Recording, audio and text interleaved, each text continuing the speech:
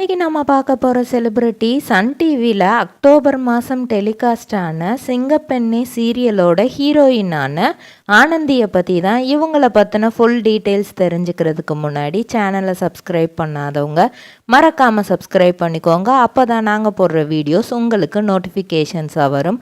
வாங்க வீடியோக்குள்ளே போகலாம். ஆனந்தியோட உண்மையான பெயர் மனிஷா. இவங்க கேரளாவில் உள்ள பத்தன்திட்டா அப்படிங்கிற ஒரு டிஸ்ட்ரிக்டில் உள்ள கோனி அப்படிங்கிற டவுனில் அருவாப்புலம் அப்படிங்கிற ஒரு இன்டீரியர் வில்லேஜில் தான் பிறந்திருக்கிறாங்க. இவங்க படித்தது எல்லாமே Amritha vocational higher secondary school அப்படிங்கிற ஒரு மெட்ரிகுலேஷன் ஸ்கூலில் தான் ஃபஸ்ட்டு அவங்களோட பள்ளி படிப்பை ஆரம்பிச்சிருக்கிறாங்க. அதுக்கப்புறம் குடும்ப சூழ்நிலை காலமாக என்ன பண்ணுறது அப்படிங்கிற மாதிரி தெரியல. அதுக்கப்புறம் ஒரு 7th 8th அந்த ஸ்டாண்டர்ட்ஸ் படிக்கும்போது நம்ம இதுக்கப்புறம் ஸ்டடீஸ், ஏன்னா மிடில் கிளாஸ் ஃபேமிலி, ஃபீஸ் கட்ட முடியல, இதுக்கப்புறம் என்ன பண்ணலாம் அப்படின்னு யோசிக்கும்போது அவங்க பேரண்ட்ஸ் இவங்களை கோனியில் உள்ள கவர்மெண்ட் ஹையர் செகண்டரி ஸ்கூலில் சேர்த்து விடுறாங்க. ஸோ +2 வரைக்கும் அவங்க அங்கே தான் தன்னோட பள்ளி படிப்பை முடிக்கிறாங்க.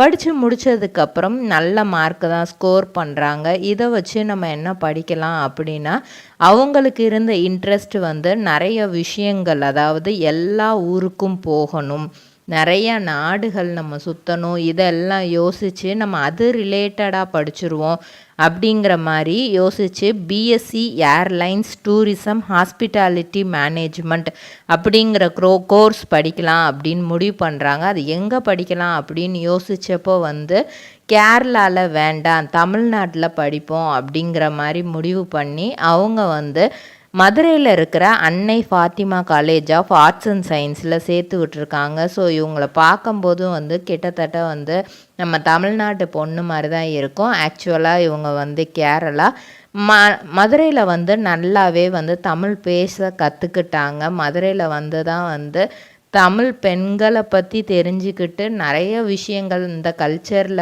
எப்படி இருக்கணும், தமிழ்நாட்டில் எப்படி இருக்கணும் அப்படிங்கிறதெல்லாம் தெரிஞ்சிட்டு இருந்திருக்கிறாங்க. அது மட்டும் இல்லாமல் இவங்க டிக்டாக்கு, நல்ல மாடலிங் இதெல்லாமே பண்ணிட்டு வந்துட்டுருக்காங்க. ஏன்னா ஏர்லைன்ஸ் டூரிசம் பற்றி படிக்கும்போது சைட் பை சைடு இதுவும் அவங்களோட ஃப்ரெண்ட்ஸோடு சேர்ந்து அவங்க பண்ணிகிட்ருக்காங்க.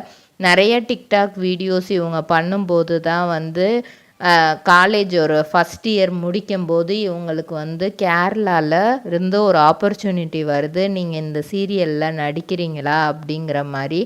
அது ஏஷியா நெட்டில் பாடாத பைங்கிலி அப்படிங்கிற ஒரு சீரியலு. கிட்டத்தட்ட அந்த சீரியலோட ஹீரோ ஒரு 5 தடவை மாறி இருப்பாங்க. ஏன் அப்படி மாறினாங்க அப்படின்னா, லாக்டவுன் டைமு ஒரு சில சிச்சுவேஷன்னால் ஹீரோஸ் மாறிக்கிட்டே இருந்திருக்கிறாங்க.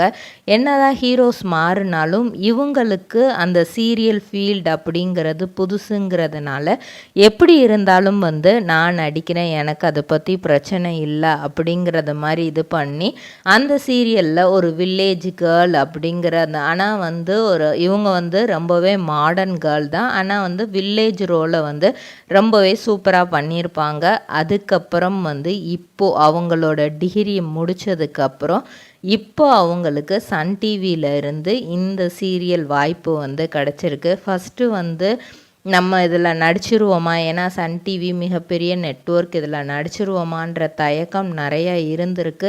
ஆனால் எப்படியாவது சினிமாவில் நம்ம ஒரு அச்சீவ் பண்ணணும், ஒவ்வொரு சீரியலாக என்ன ரோல் கிடைக்குதோ, அவங்க ஹீரோயின் அப்படின்னு எதிர்பார்க்கல, எந்த ரோல் கிடைச்சாலும் நம்ம பண்ணுவோம் அப்படின்னு தான் எதிர்பார்த்துருக்காங்க.